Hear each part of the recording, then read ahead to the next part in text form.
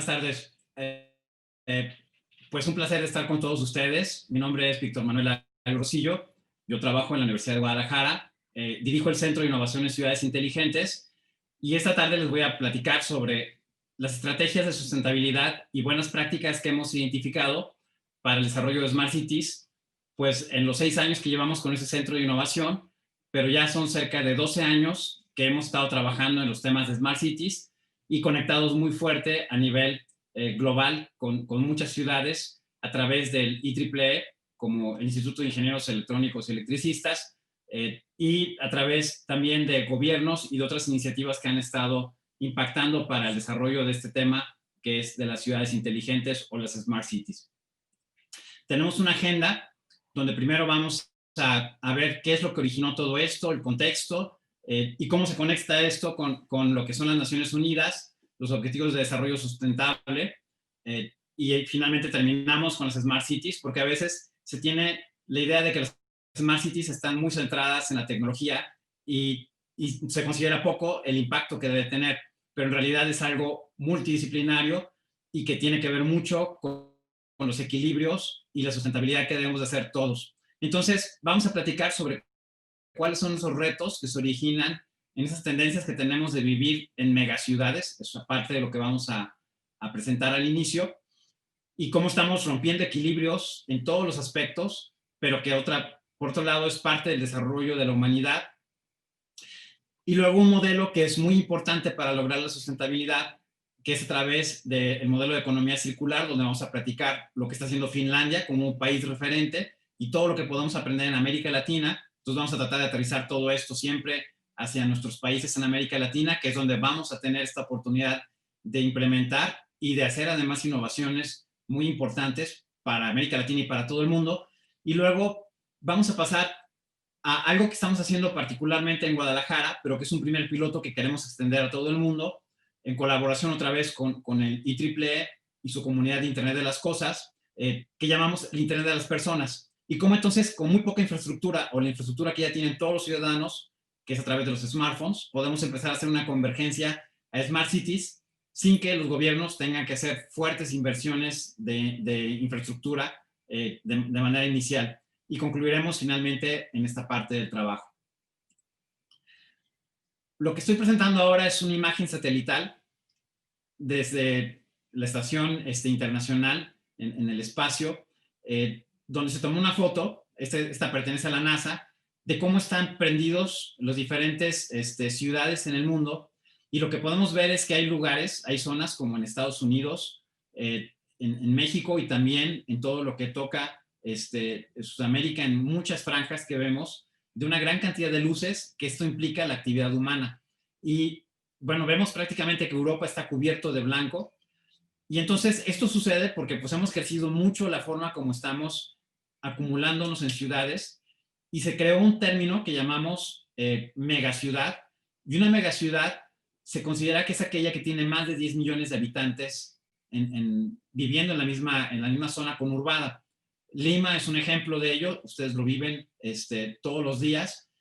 Donde yo estoy en Guadalajara, más hacia del centro, hacia el occidente de México, nuestra población es de 4.6 millones, pero al ritmo que estamos creciendo, solamente en 2010 éramos cerca de 2.5 millones, probablemente para la próxima década estemos también llegando a los 10 millones, y entonces hoy hay registradas, según las Naciones Unidas, 35 megaciudades en todo el mundo.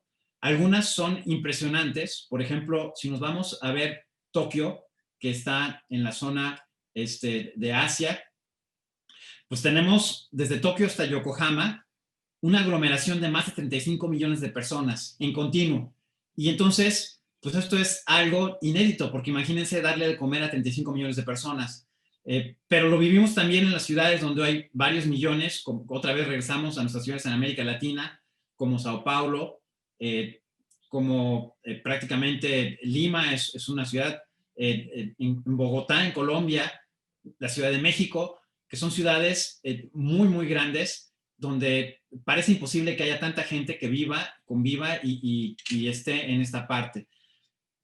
Se habla que para 2050 vamos a pasar de 35 megaciudades hacia las 100 megaciudades, Y entonces esto pone una alerta muy fuerte porque estas megaciudades están devastando prácticamente pues nuestros recursos que tenemos. Imagínense la cantidad de agua que necesitamos para mantener tanta gente en una zona que no está recuperándose en su ecosistema continuo. Imaginen la cantidad de alimentos que tenemos que proporcionar y la forma como hoy tenemos alimentos no es la más eficiente como los producimos, pero también imaginen todo el progreso que se genera cuando tenemos tantas personas y aunado a esto, pues los retos que tenemos, como en esta pandemia, que estando en ciudades tan conurbadas y con tanta población, es más difícil poder controlar este tipo de situaciones. Entonces, vivimos una época muy particular y de nosotros depende que podamos, a través de la innovación, generar un cambio para bien de nuestro planeta y de nosotros también en esta parte. Y así es como iniciamos con esta plática de por qué las Smart Cities son importantes y qué podemos hacer para que esto pueda ayudar en temas que hoy tenemos muy importantes de sustentabilidad y que van conectados como con el calentamiento global. Ya prácticamente después de dar esa alerta, en 2010, las Naciones Unidas, de que teníamos megaciudades y de que había un reto de urbanización, se crean los Objetivos de Desarrollo Sostenible a 2030 con el objetivo de mitigar el cambio climático, pero particularmente en América Latina tenemos un retraso en la agenda. ¿Cuáles son estos 17 objetivos? Bueno, pues hablamos de pobreza, cero hambre, salud y bienestar, educación de calidad, igualdad de género, agua limpia. Bueno, y hay más todavía, el cómo generar una industria con innovación, reducción de desigualdades, ciudades y comunidades sostenibles, que es parte de lo que nos conecta, pero que al final, si vemos todos estos retos, paz y justicia, alianzas para lograr nuevos objetivos, en realidad son retos multidisciplinarios y uno solo no puede estar separado de los demás, todos están conectados de alguna manera. Y hoy, además de que tenemos un retraso en agenda, tenemos un reto también de cambio climático que es real y que lo estamos viendo. Algunos países lo tienen de una manera más tangible, otros de otra manera menos. Esto es algo que preparé una ficha para nuestra agencia en México de investigación, que es el CONACYT, en 2016, en un proyecto que estábamos viendo de colaboración con Inglaterra y con varias universidades. Y lo que decíamos es que para las estadísticas que tenían las Naciones Unidas, de que para 2050 el 80% de la población estaría viviendo en ciudades, en realidad en América Latina ya somos el futuro, porque ese futuro ya es un presente donde prácticamente el 80% en México de la población vive concentrada en ciudades. Tenemos 3 ciudades, una es la Ciudad de México, después está Guadalajara con 4.6 y por ahí muy cerca de 4 millones está Monterrey, que está más al norte de México. Y después las otras ciudades, pues siempre las capitales de los estados se empiezan a hacer muy densas, pero este patrón también lo tenemos en América Latina, en muchos otros países, lo replicamos. Después, estos desarrollos urbanos que son muy acelerados y que ahora están en crecimiento vertical, pues tienen una alta demanda de energía que es parte de nuestros países en cómo lo hacemos más sostenible esa forma de producirla. En algunos países se ha optado por presas, por ejemplo en Colombia tienen una estrategia muy basada en presas, pero a veces esto no es suficiente y hay cortes de energía. En otros, pues no tenemos todas las centrales nucleares, se ha tratado de incursionar por ese lado, pero los riesgos y la contaminación también es muy fuerte si no se tienen medidas muy altas de seguridad. Y también alrededor de esto, hoy tenemos otras fuentes de energía limpias en las que se están incursionando, pero todavía no están listas como para abastecer estas ciudades que están creciendo y que están teniendo una demanda muy alta. Pero no solamente es un tema de energía, sino también de agua.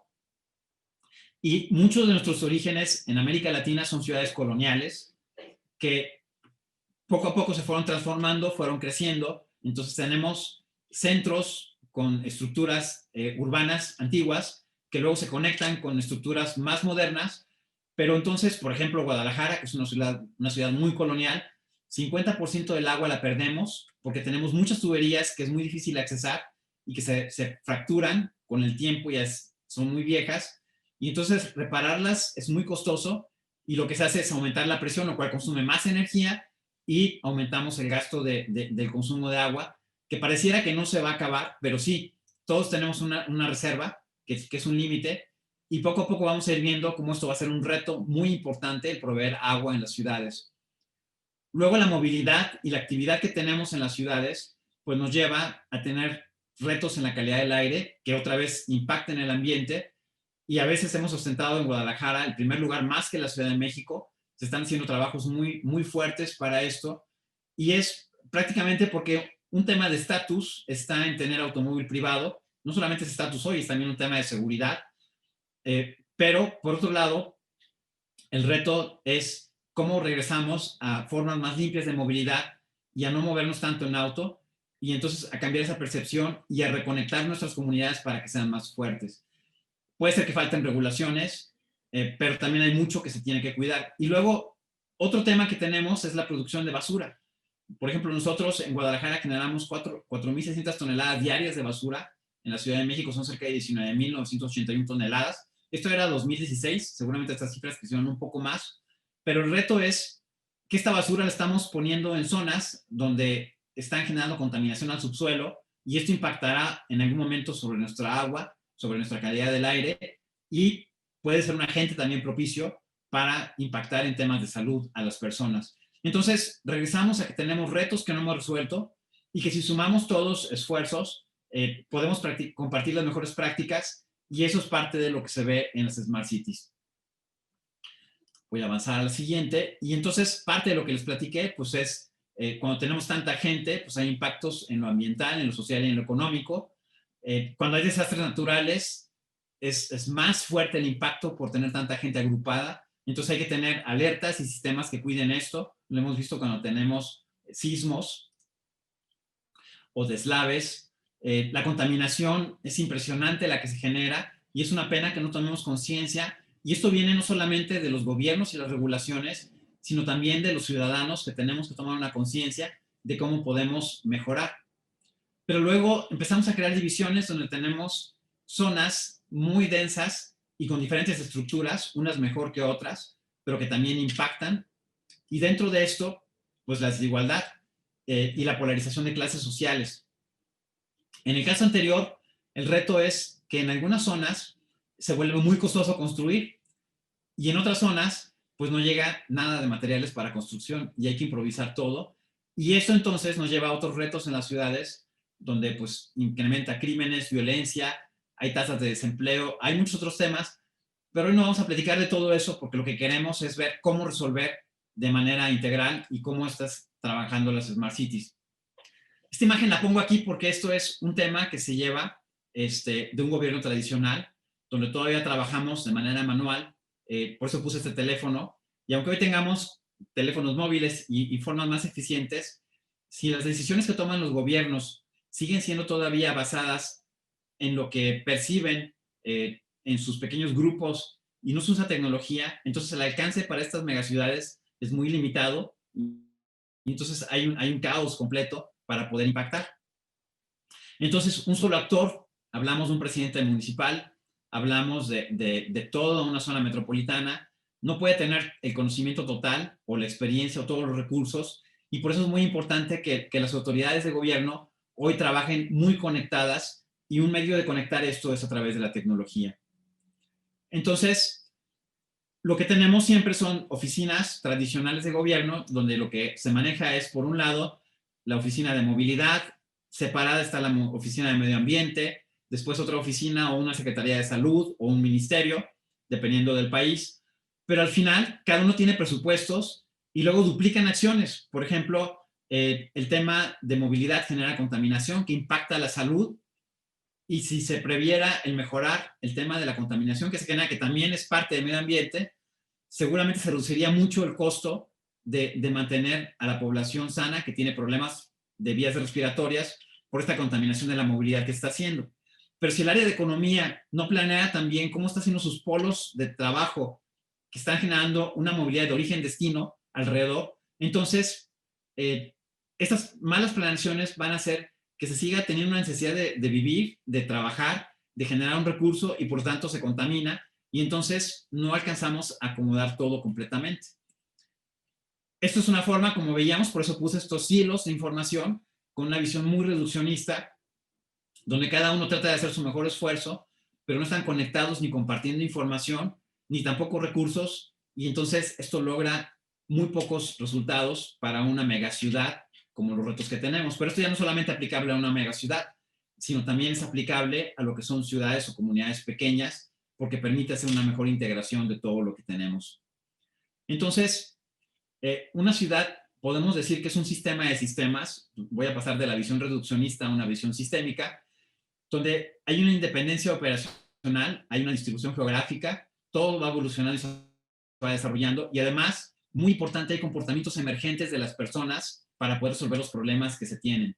Y esto sucede, por ejemplo, aquí en Guadalajara, cuando hay temporada de lluvias en algunas calles que son de asfalto, la mezcla que hay se debilita por el paso de los camiones que son pesados, se hacen unos agujeros que llamamos baches, y esos agujeros pues muchas veces pueden dañar automóviles o pueden causar accidentes severos. Entonces siempre hay un ciudadano que es un comportamiento emergente que decide poner una llanta en ese agujero para que los carros lo vean como un obstáculo y no caigan ahí en lo que llega a repararse por el gobierno, o ponen un pedazo de rama o de árbol para que la gente lo vea y pueda migrar. Y entonces esto es un comportamiento que es emergente por las mismas partes de la ciudad.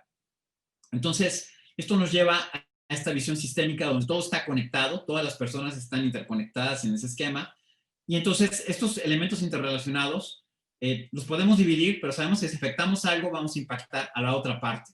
Y ahí es donde empezamos a hablar ya del tema de ciudades inteligentes y que tenemos que hacer esta parte que algunos llaman una acupuntura urbana, porque lo que toques va a afectar otras partes más o menor. Y entonces tienes que estar trabajando en cómo vas haciendo compensaciones para poder llevar a esta ciudad a un mejor término.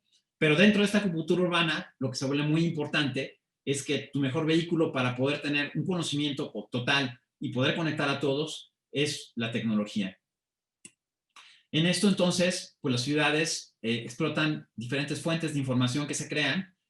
Entonces, hoy un valor muy, muy importante en las ciudades es estos datos que se van generando, que se puedan combinar de las diferentes áreas que están y dimensiones que están corriendo en una ciudad. El comportamiento humano, que también genera una traza muy importante, el comportamiento ambiental. Y entonces, esto lo tenemos ahora que usar para poder gestionar mejor el agua, la tierra, el transporte, etcétera, todos los demás elementos que tenemos en las ciudades. ¿Qué retos tenemos en las Smart Cities? Bueno, primero, son sistemas de una escala muy grande y de una complejidad. Y siempre menciono, escala es cuántas luminarias tiene una ciudad como la ciudad de Lima. Si tienen ya cerca de una población de 10 millones de habitantes, seguramente pues hay por lo menos unos 3 a 4 millones de luminarias que están puestas, que hay que estar poniendo y que pueden ser sensores más evolucionados en el tiempo, pero que en el momento se vuelve importante mantenerlas. La cantidad de inversionistas que hay y que hay que generar para que esta ciudad pueda operar. Las disciplinas y dominios que hay que poner. Por eso una carrera de Smart Cities entra en una nueva generación de educación. No hay todavía universidades que lo estén enseñando completamente, pero si existe esta carrera o si se perfila en algún lugar, tendrá que tener alguien que pueda hablar diferentes idiomas de carreras, de perfiles, para que pueda sumar al urbanista con el ingeniero electrónico, con el ingeniero de computación, pero también con el sociólogo, con el antropólogo, con el que está trabajando en temas de educación, con la persona que está trabajando en políticas públicas, que es muy importante, lo estamos viendo en la plática anterior sobre el tema de la seguridad y cómo las políticas públicas de un país impactan en todo esto a nivel de gobierno, etcétera. Entonces, necesitamos a alguien que sea muy bueno en entender todo esto y pueda integrar y pueda articular, en tratar de hacer interoperabilidad y tener soluciones todas que converjan a hablar en un mismo idioma, como lo hace hoy el Internet y que es por donde corremos todos, los comportamientos emergentes y lo que puede esto llevar y tener capacidades de poder simular y poder ver esos escenarios en anticipado. El cómo unificar la información, que hoy hay muchos programas que están trabajando ya y licenciaturas en temas de Big Data y carreras y además empresas que están contratando estos nuevos científicos de datos para que puedan ayudarles a acelerar, como se hablaba de la transformación digital, en tener datos de mayor granularidad. Eso implica que tenemos capacidades para almacenar más información, pero también de mayor calidad en lo que tenemos y capacidades también para poder analizarlos. Y entonces, siempre van a escuchar una plática que no hay una definición de Smart Cities, pero esta la armamos en nuestra tradición dentro de 3 autores que nos parecieron algunos de los importantes, aunque el tema está evolucionando. Y entonces decimos que una ciudad puede ser una Smart City cuando las inversiones en el capital humano, social y tradicional, por ejemplo, en transporte, infraestructura de comunicación moderna, como las tecnologías de información, se alimentan de una manera sostenida para un crecimiento económico y una alta calidad de vida. Y esto lo marqué en rojo porque entonces vamos a conectar Smart City en amarillo es igual a calidad de vida en rojo. Puse de manera sostenida y en amarillo TICS porque es el vehículo para poder hacerlo, con una gestión inteligente de recursos naturales, por eso lo puse en verde, es muy importante porque si no, no puede haber calidad de vida. Y dentro de esto, entonces, tenemos un gobierno participativo donde no solamente son las autoridades, sino es toda la sociedad. Y alrededor de esto, entonces, esta imagen me gusta proyectarla porque una imagen de Smart City es lo que nosotros soñamos, el ideal de nuestra ciudad, y entonces tenemos el compromiso de cómo hacerlo, que sea la calidad de vida para todos. Y entonces todos sumamos a este desarrollo de Smart Cities. Pero fuera de esto, las Smart Cities lo que hacemos es transferir en una transformación digital como tal la experiencia de pasar del mundo real al mundo digital, donde podemos resolver problemas que identificamos en las ciudades, conectamos y luego regresamos al mundo real para ver cómo resolver estos problemas. Y un ejemplo pueden ser los semáforos, que si los hacemos inteligentes, toman y censan información de muchos puntos de la ciudad y entonces se van modulando en base a la noción que tienen en su sistema para poder hacer que algunas zonas tengan más afluencia y más aforo que otras cuando empiezan a encontrarse congestiones. Dentro de esto, entonces, podemos hablar que no es un tema nuevo, pero sí ha habido una evolución. Y voy a decir por qué en español no hablamos de ciudades inteligentes, sino más bien de Smart Cities. Y es que desde el 95, cuando surge el Internet, empezamos a hablar de ciberciudades y ciudades como Japón en Tokio, más bien Tokio en Japón, tenían ya una alta conectividad y una fuerte automatización de sistemas para poder conectar, por ejemplo, la energía, el agua y todo en las casas sin tener que hacer procesos tan manuales y ya se hacía control remoto, que es parte de lo que hoy vemos en Internet de las Cosas. Pero digamos que eran sistemas autónomos que no eran interoperables, eran pues muy particulares y con una inversión muy fuerte de parte de los gobiernos. Después llegaron las ciudades digitales y empezamos a experimentar lo que llamábamos los mundos virtuales y el mundo electrónico. Y dentro de estas ciudades, entonces, voy a pasar a la anterior porque esto se me fue un poquitito, tenemos entonces mundos virtuales que después evolucionaron a lo que son las intelligent cities. Y aquí es donde no es bueno que en español llamemos ciudades inteligentes, porque en realidad intelligent y smart es un poquito diferente. Intelligent estamos respaldados por las redes sociales y lo que llamamos el crowdsourcing, o lo que las personas puedan otorgar. Pero cuando surgen los teléfonos móviles, en el 2007, 2008, los smartphones ahora, entonces podemos llegar a un nivel mayor donde esta automatización se puede hacer mucho más amplia y llamamos entonces por ahí 2010 Smart Cities. Y luego en 2017 empezamos a ver estos wearables o dispositivos que podemos llevar, como estos relojes inteligentes en nuestra pulsera que traen una computadora muy sofisticada y que meten el IoT y la nube. Y luego después, hoy estamos probablemente a una migración donde las Smart Cities migran a un tópico de ciudades cognitivas, donde la inteligencia artificial tenga un rol muy importante y es donde estamos hoy en esta parte. Formas de hacer ciudades, pues hay varias. La primera es el panóptico, que es entonces, no hay participación ciudadana completa, sino más bien es el gobierno que pone un centro de control, y este centro de control, el gobierno controla todos los sensores que puso en las ciudades y busca el cómo mejorar y llevar. Y Río de Janeiro se hizo expreso para eso, para controlar. En el momento en que había alertas de deslaves de tierra, pues ver el número mayor de vidas de personas que se pudiera salvar a través de una organización muy controlada. Después llega otro modelo de ciudad que es un poquito más participativa con la gente, con los ciudadanos, en donde en Madrid, por ejemplo, cuando hay un semáforo que no funciona para una escuela, porque no está bien sincronizado, los ciudadanos piden permiso al gobierno para poder modificarlos, hacen un hackeo ellos mismos de ese semáforo bajo supervisión del gobierno, y entonces hay una coparticipación en la solución entre los ciudadanos y las personas de la ciudad. Y la tercera parte que tenemos es la ciudad de Ámsterdam, que es un modelo colaborativo, y es donde todos sumamos a las soluciones, todos invertimos, estamos conscientes de que nuestra infraestructura pública es pagada por impuestos, pero además nosotros ponemos, si no alcanza, ponemos la otra parte, y entonces nos apropiamos de la ciudad y el espacio como algo nuestro, y eso hace que las ciudades estén relucientes y estén funcionando. Este es el ideal de la ciudad colaborativa, y el panóptico no queremos que sea el modelo real, porque entonces se vuelve como una prisión de los que vivimos en la ciudad, cuando aquí nosotros podemos proponer en una versión colaborativa cómo queremos que sea esa ciudad, e inclusive podemos invertir y cuidamos todo lo que está puesto, porque es nuestra inversión de todos. Hacer una ciudad inteligente es un proyecto a largo plazo, no se hace en un año o en 6 meses o durante una administración de un gobierno. Y eso implica entonces, pues, tener un buen proyecto de comunicación, una visión y saber que esto va a continuar. Por eso, en la experiencia que hemos tenido con IEEE, son muy importantes las universidades, porque las universidades y los profesores que están ahí son creyentes de este cambio, pero que deben de tener una postura neutra, por otro lado, contra cualquier partido político o gobierno o lo que esté. Por otro lado, son focos de innovación que conectan industria y gobierno, son esos puentes muy importantes. Y por otro lado también, cuando cambien las administraciones, van a estar ahí las universidades para poder ayudar a hacer memoria y que esto pueda seguir funcionando.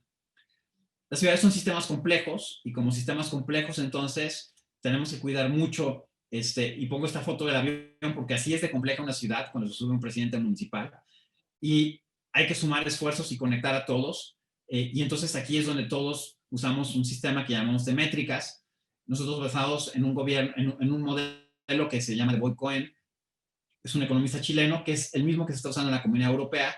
Se generaron KPIs o indicadores clave, donde de ahí tomamos subindicadores y luego podemos pasar a estándares como los ISOs, donde estos estándares traen pues, ya muchos más indicadores, pero es muy importante que una ciudad se empiece con pequeños indicadores para poder simplificar y después irlos creciendo y saber que todo esto está interconectado.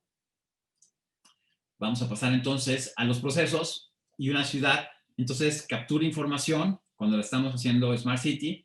Esta información se almacena y se genera datos abiertos que se pueden utilizar para compartirlo entre todas las instancias, y luego hay procesos de analítica que están corriendo. Pero lo que es muy importante es que la ciudad es una integración de ecosistemas entre gobierno, industria, academia y ciudadano. Todos tenemos peso, todos vivimos ahí y todos lo cuidamos. ¿Qué pasa en las ciudades de hoy? Que parecen que entre más población tenemos, más aislados estamos todos. Y entre más comunicación tenemos con tecnología a través de las redes sociales, más aislados estamos de las personas que tenemos a un lado, en el mundo real. Y eso es lo que tenemos que cuidar mucho para hacer equilibrios en las ciudades. Ese es un modelo que tiene el Banco Interamericano de Desarrollo de capas de tecnología, donde lo que recomiendan ellos es primero tener conectividad e infraestructura como lo que viene siendo las redes de datos, después sensores como las cámaras, sensores de calidad de aire, etcétera, que se conectan a un centro de operaciones, pero es muy importante que después regresemos al ciudadano comunicándolo para que él también pueda tomar decisiones en su día a día de lo que se está haciendo. Entonces, esto es muy importante porque con esto empezamos a romper ese panóptico hacia un modelo más colaborativo si después permitimos que con los datos que se generan en ese centro de operación colectados, los ciudadanos también puedan desarrollar aplicaciones que sean acordes a su utilidad, a sus necesidades cotidianas.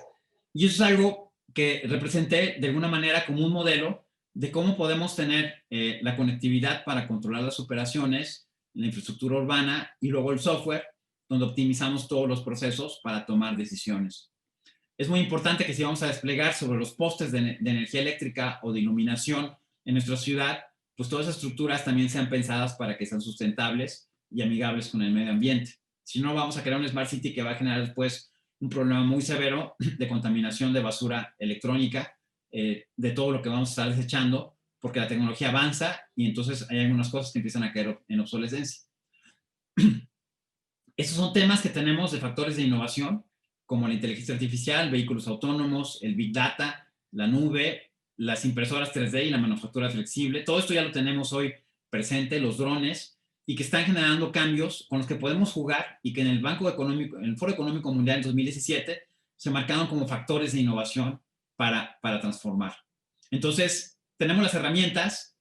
Lo que tenemos que hacer ahora es no tener miedo y no esperemos a que nuestra ciudad va a llegar alguien de otro planeta o alguien de otra ciudad a convertirla en Smart City por obra de magia. Tenemos que sumar todos y es muy importante el que tengamos un ejercicio siempre de innovación permanente local con nuestro propio talento, porque solamente nosotros, los que vivimos en nuestra ciudad, sabemos cuáles son los problemas que tenemos para adaptar esas soluciones que han funcionado en otras partes del mundo hacia nosotros. Y por eso las universidades tienen un rol muy importante para hacer que la confianza de los estudiantes, de los que están formando, y también se conecte todo el ecosistema, esté siempre haciendo un ejercicio de innovación permanente.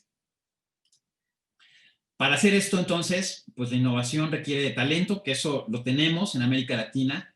Hay que dejarlo que produzca esas ideas, pero que una sola persona con una idea no funciona muy bien, pero si lo sumamos con muchos más, podemos llegar más lejos para crear un ambiente y después clústeres que puedan permear hacia la innovación que se requiere local, hacia la resolución de problemas. Y con eso entonces, pues estaremos buscando tomar una conciencia para poder educarnos mejor en cómo nuestra sociedad moderna puede impactar en estos retos que tenemos de calentamiento global, que es un hecho que los cascos árticos están desbaratando, y los cascos polares, y que también nuestro planeta está llevando un ciclo de transformación que no había tenido precedencia en otra época de la humanidad.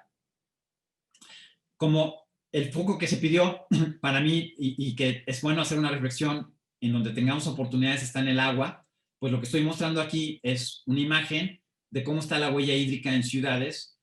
Y lo importante es que veamos cómo podemos innovar para poder cuidar el agua potable, porque no la tenemos. Solamente hay que saber que del volumen de agua que tenemos en el planeta, solamente el 3% es potable.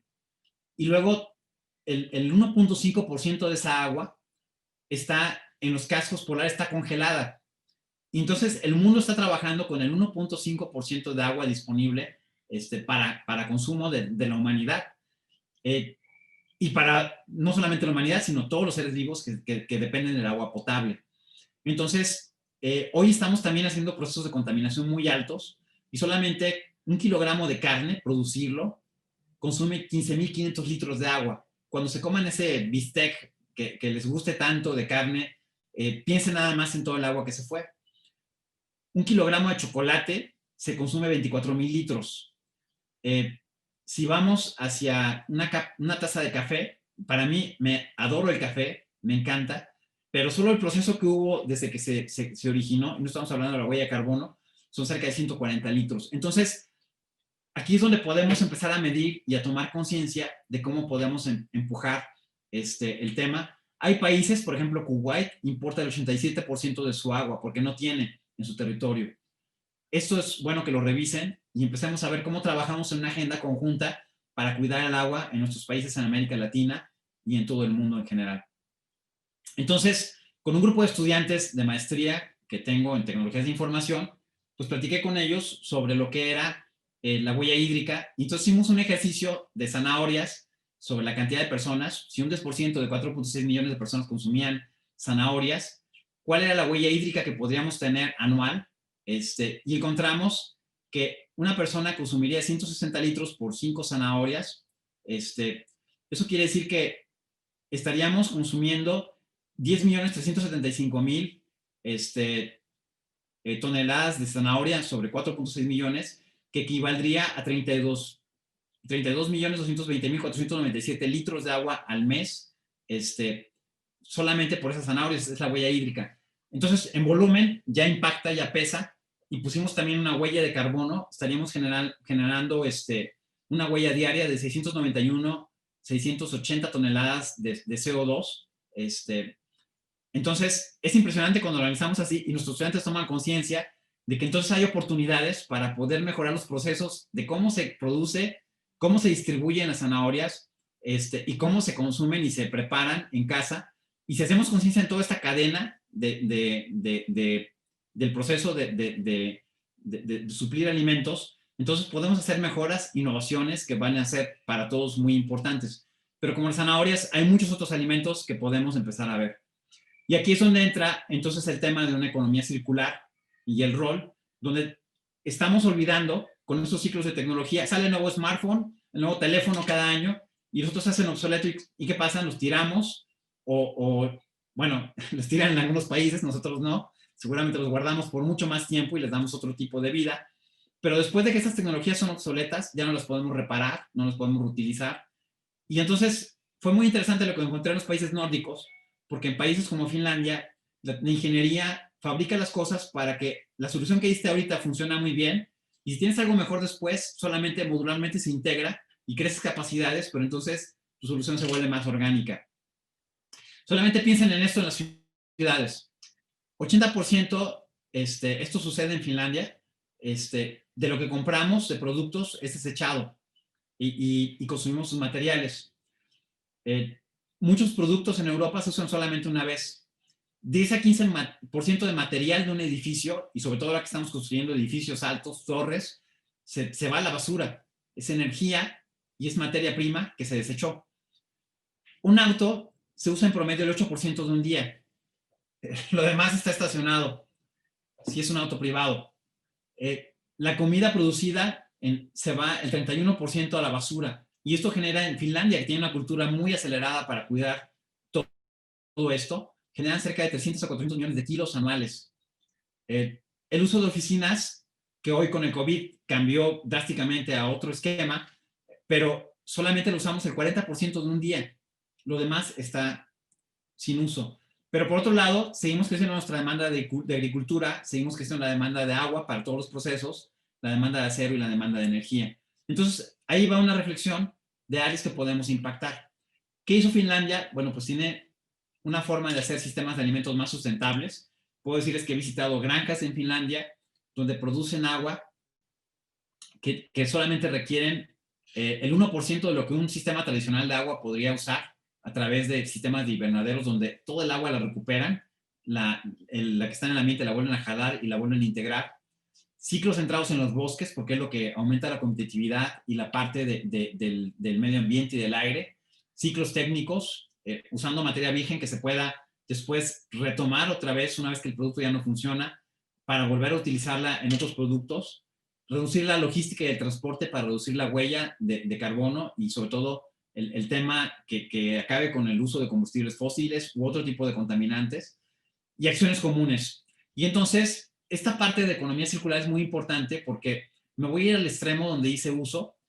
El cliente decide bien qué productos consume el consumidor y estos consumidores deciden por los productos que ya no tienen exhibidores o espacios que generan impacto ambiental, que usan sistemas de distribución y transporte coordinados, donde se comparten, no solo un camión con 3 cajas, cuando había otro que tenía espacio para poder llevarlas, y entonces ya contaminamos con 2 camiones, que buscan procesos de materiales que puedan reutilizar la materia prima, con una industria de manufactura para larga duración, y ya no en estas economías en donde los productos se diseñan para usarse 2 años y después poder tirarse y no poder repararse, y sobre todo en un sector primario donde la materia prima es muy importante.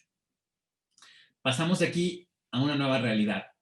Y hoy, pues con el COVID, todos estamos en una situación muy difícil. Nos ha pegado a todos. En América Latina, tal vez un poco más, porque nos falta organización, que la gente en los diferentes esquemas culturales entienda lo importante que tiene que ser para poder cuidarse.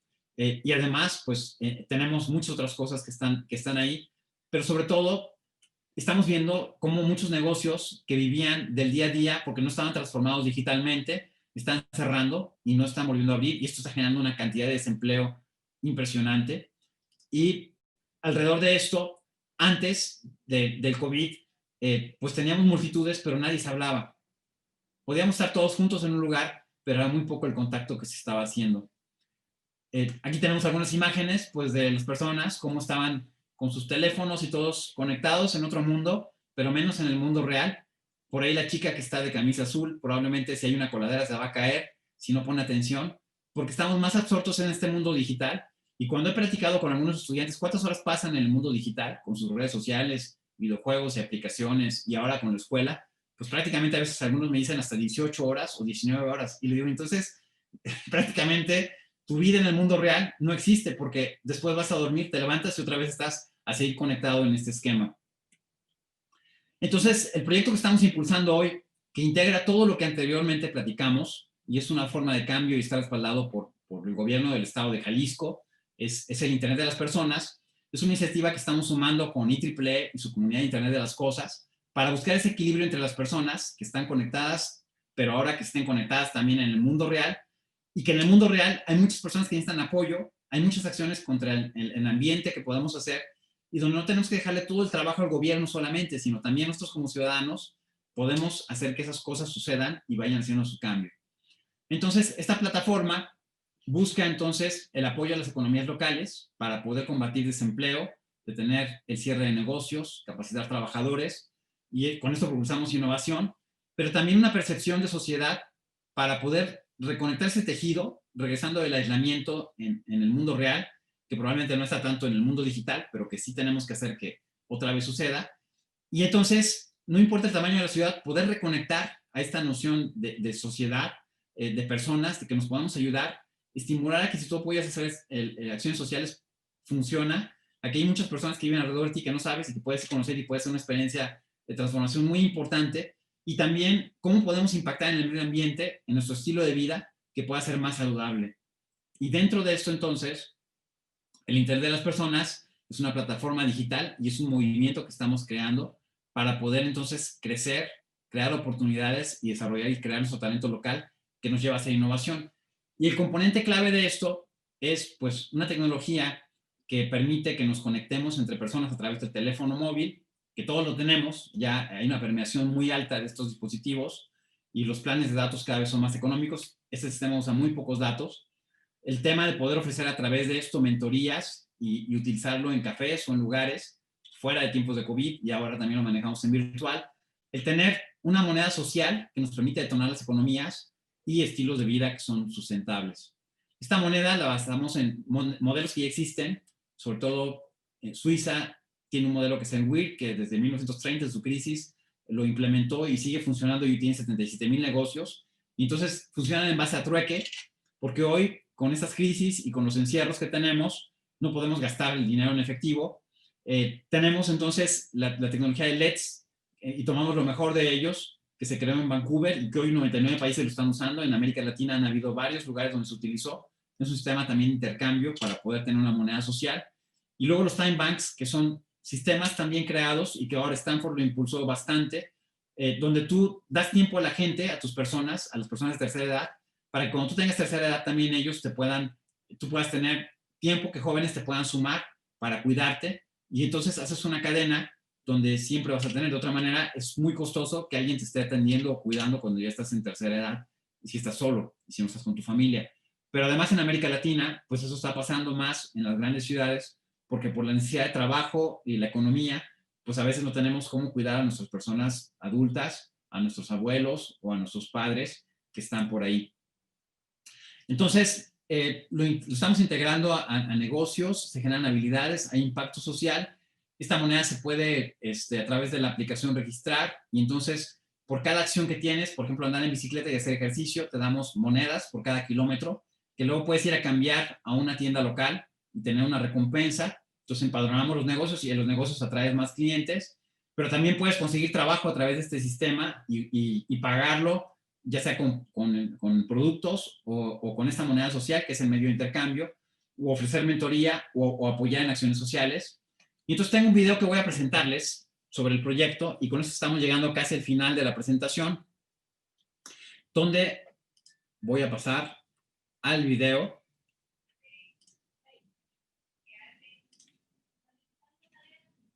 Y voy a asegurarme de que sí se los voy a compartir correctamente.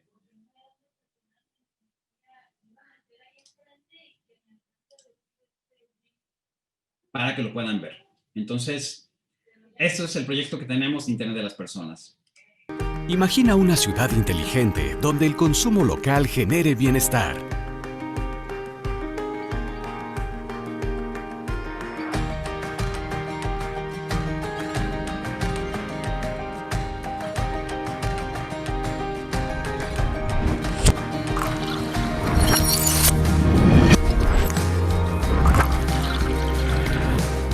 Jusi es nuestra moneda local.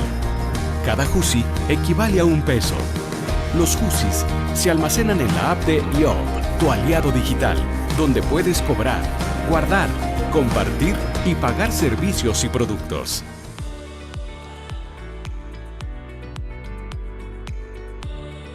A diferencia de los pesos, los Jusis son un sistema de recompensa social que te permite ganar siendo un ciudadano inteligente.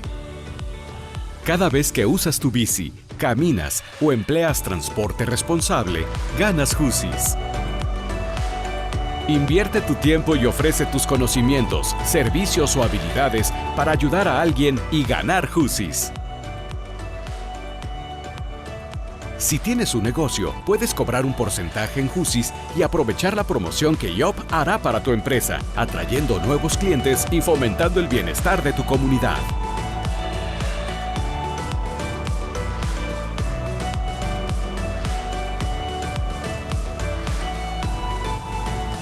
Al registrarte, invitar a alguien a que se registre, Por gastar Jusis, obtienes más Jusis. Jusi es la única moneda local que se multiplica al usarla. Únete al movimiento, descarga la app, regístrate y súmate a los ciudadanos inteligentes que estamos construyendo la primera Smart City de México. IOP, Internet of People. Muy bien, voy a regresar a mi presentación.